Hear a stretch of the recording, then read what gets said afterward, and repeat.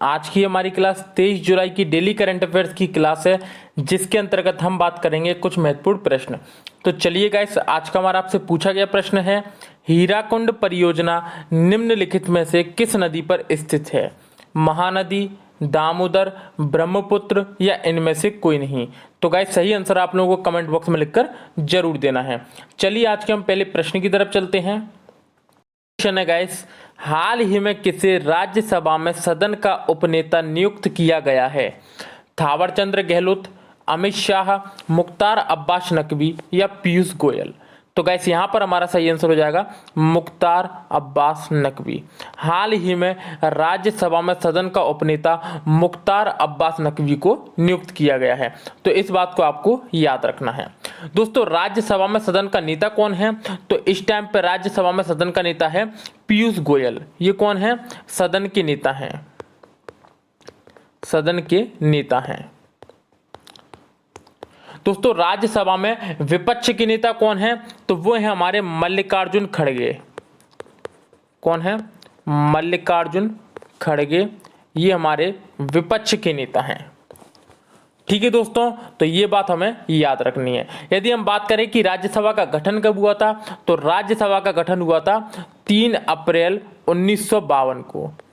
3 अप्रैल 1952 को राज्यसभा का गठन किया गया था। दोस्तों, संविधान के अनुच्छेद 80 के अंतर्गत राज्यसभा में सदस्यों की अधिकतम संख्या कितनी हो सकती है? 250 हो सकती है, जिसमें से 12 सदस्य जो हैं वो राष्ट्रपति द्वारा नामित किए जाते हैं, नॉमिनेट किए जाते हैं, और 238 जो हैं वो सदस्य जो हैं राज्यों के और संघ राज्य क्षेत्रों के प्रतिनिधि होते हैं। तो 238 जो है वो राज्यों और संघ राज्य क्षेत्रों के प्रतिनिधि होते हैं, और 12 लोगों को कौन नामित करता है? राष्ट्रपति नामित करता है। ठीक है दोस्तों, तो ये बात भी हमें इसमें याद रखनी है। चलिए दोस्तों, नेक्स्ट क्वेश्चन की तरफ चलते हैं। अगला क्वेश्चन है गाइस, किस देश ने दुनिया की सबसे तेज दौड़ने वाली मैगलेव ट्रेन, जिसकी रफ्तार 600 किलोमीटर प्रति घंटे है, को बनाया है? जापान, चीन, भारत या म्यांमार? तो गाइस यहाँ पर हमारा सही आंसर हो जाएगा चीन। हाल ही में दोस्तों चीन देश ने दुनिया की सबसे तेज दौड़ने वाली मैगलेव ट्रेन को बनाया है। किसको? मैगलेव ट्रेन को बनाया है, जिसकी रफ्तार कितनी है? 600 किलोमीटर प्रति घंटे। ठीक है दोस्तों, तो महत्वपूर्ण क्वेश्चन है, इसको आपको याद रखना है। तो दोस्तों चीन देश ने बनाया है, तो चीन के बारे में यदि हम बात करें तो चीन है हमारा एशिया महाद्वीप में।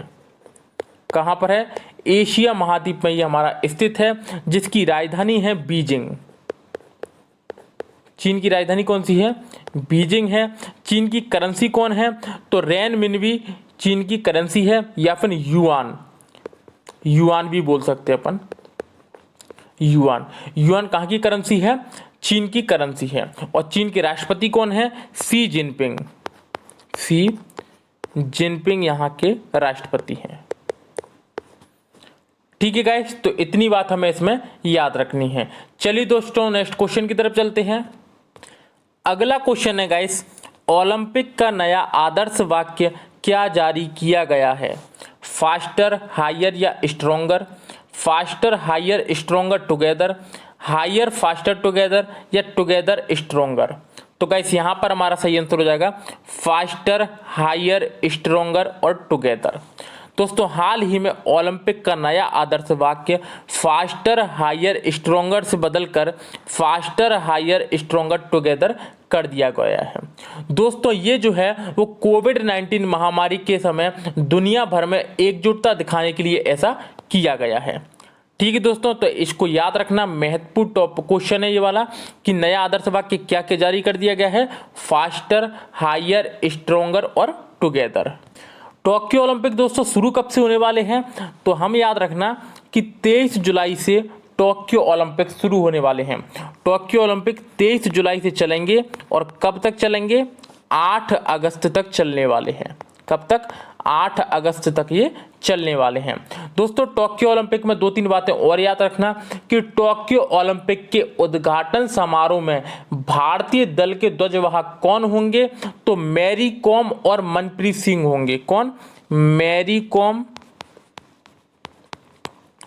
और मनप्रीत सिंह, ये टोक्यो ओलंपिक के उद्घाटन समारोह में भारतीय दल के ध्वजवाहक होंगे। ठीक है दोस्तों, और समापन समारोह के ध्वजवाहक कौन होंगे?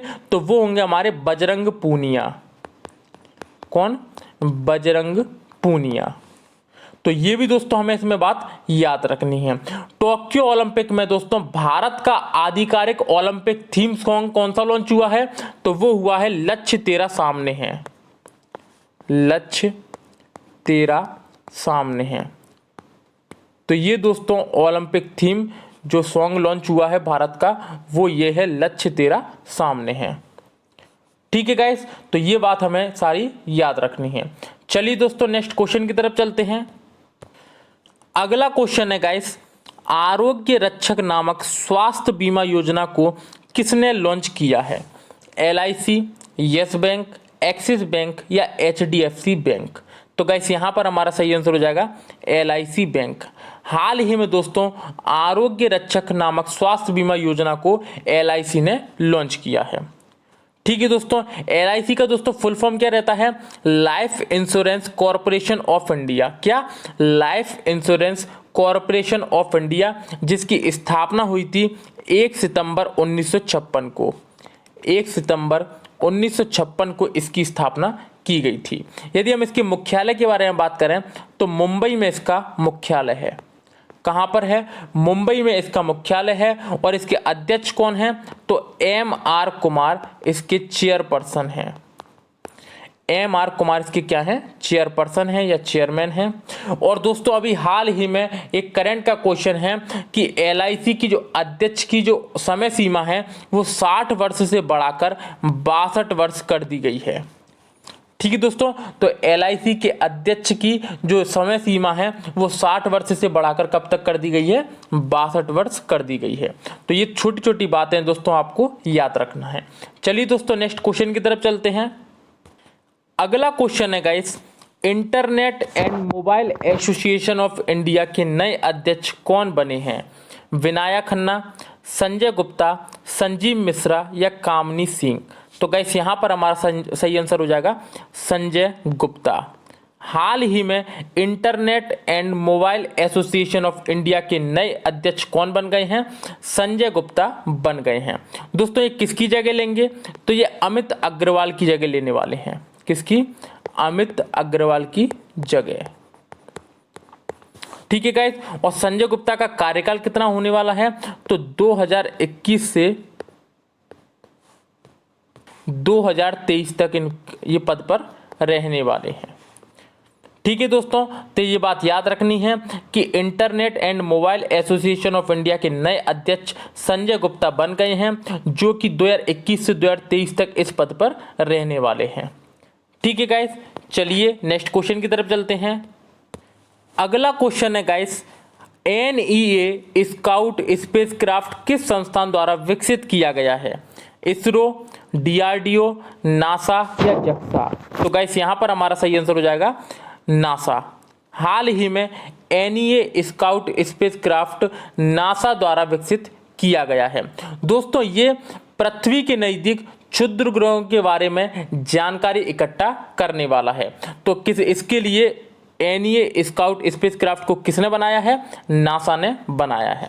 यदि दोस्तों हम नासा के बारे में बात करें तो इसकी स्थापना 1958 में की गई थी, जिसका मुख्यालय है वॉशिंगटन DC। क्या? वॉशिंगटन DC इसका मुख्यालय है। और इसके अध्यक्ष कौन है? तो बिल नेल्सन इसके अध्यक्ष हैं। बिल नेल्सन इसके क्या हैं? अध्यक्ष हैं।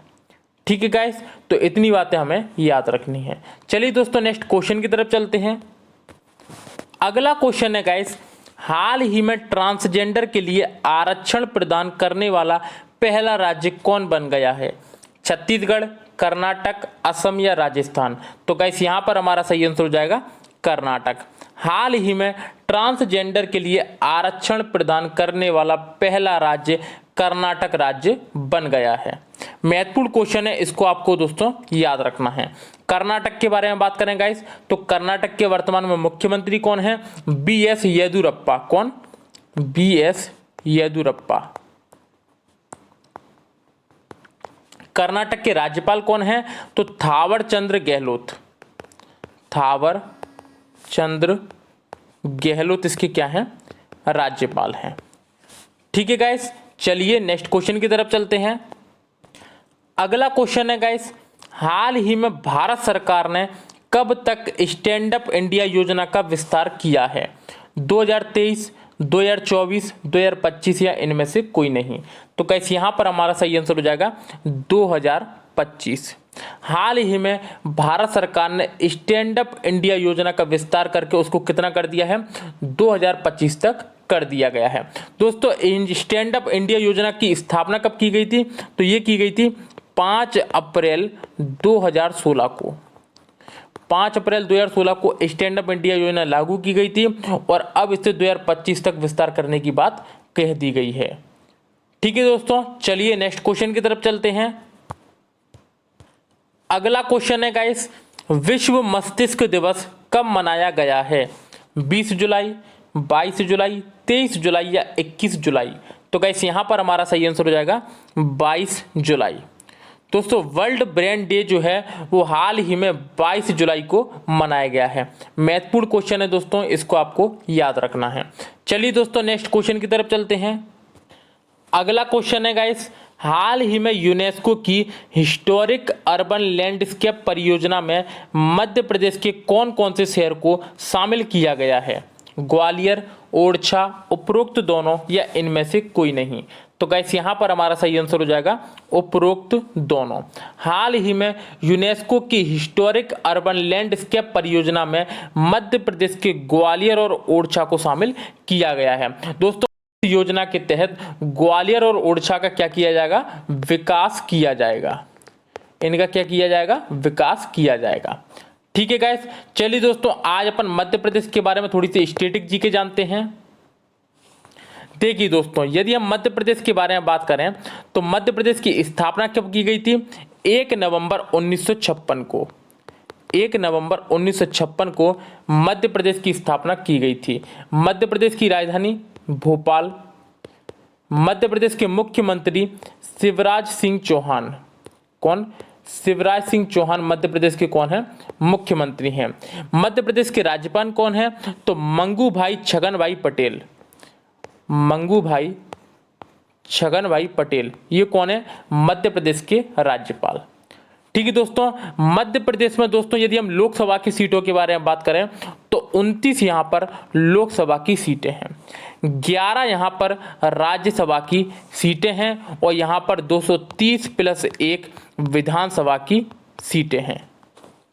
ठीक है दोस्तों, तो ये बातें हमें इतनी याद रखनी है। इसके अलावा दोस्तों यहाँ पर नेशनल पार्क भी हैं, उनके बारे में भी याद रखो कि कान्हा किसली नेशनल पार्क कहाँ पर है? तो कान्हा किसली नेशनल पार्क कहाँ पर है? मध्य प्रदेश में है, जो सबसे पहले टाइगर प्रोजेक्ट में शामिल किया गया था। बांधवगढ़ कहाँ पर है दोस्तों? तो बांधवगढ़ जो नेशनल पार्क है वो भी हमारा मध्य प्रदेश में स्थित है। माधव राष्ट्रीय उद्यान ये भी हमारा मध्य प्रदेश में स्थित है। तो दोस्तों ये सारी बातें भी हमें इसमें याद रखनी। दोस्तों मध्य प्रदेश में 2 ज्योतिर्लिंग भी हैं, एक ओमकारेश्वर ज्योतिर्लिंग और एक महाकालेश्वर। तो ये दोनों भी आपको याद रखना है कि ओमकारेश्वर ज्योतिर्लिंग और महाकालेश्वर ज्योतिर्लिंग भी कहाँ पर स्थित है? मध्य प्रदेश में स्थित है। दोस्तों मध्य प्रदेश की जीवन रेखा किसे कहा जाता है? तो नर्मदा नदी को कहा जाता है। किसको? नर्मदा नदी को मध्य प्रदेश की जीवन रेखा कहा जाता है। तो दोस्तों धीरे धीरे करके अपन सारे स्टेटों की स्टैटिक जीके को कवर कर लेंगे। ठीक है दोस्तों, चलिए दोस्तों अब अपन कल के करंट के क्वेश्चनों का रिवीजन कर लेते हैं। IFF पुरस्कार 2020-21 में किसे महिला फुटबॉलर ऑफ द ईयर नामित किया गया है?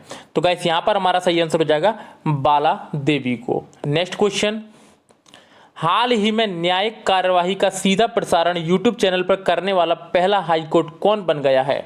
तो गाइस यहाँ पर हमारा सही आंसर है गुजरात। नेक्स्ट क्वेश्चन, हाल ही में किस राज्य की पुलिस ने पिंक प्रोटेक्शन नामक एक महत्वाकांक्षी परियोजना को शुरू किया है? तो गाइस ये किया है हमारा केरल राज्य सरकार की पुलिस ने।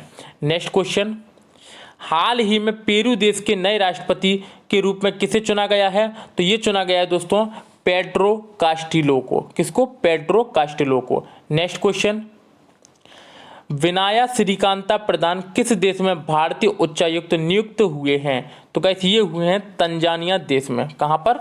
तंजानिया देश में। नेक्स्ट क्वेश्चन, हाल ही में 2021 में मिस इंडिया यूएसए का ताज किसने जीता है? तो गाइस ये जीता है वैदेही डोंगरे ने। ठीक है।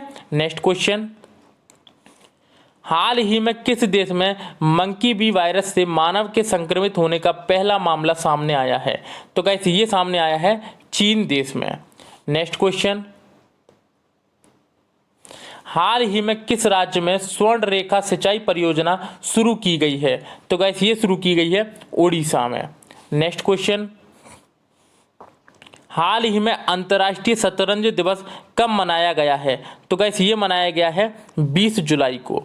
नेक्स्ट क्वेश्चन, हाल ही में आरएसएस बिल्डिंग इंडिया थ्रू सेवा पुस्तक किसने लिखी है? तो गाइस ये लिखी है हमारी सुधांशु मित्तल ने। ठीक है गाइस, और कल का हमारा आपसे पूछा गया प्रश्न था, लोकसभा के पहले अध्यक्ष कौन थे?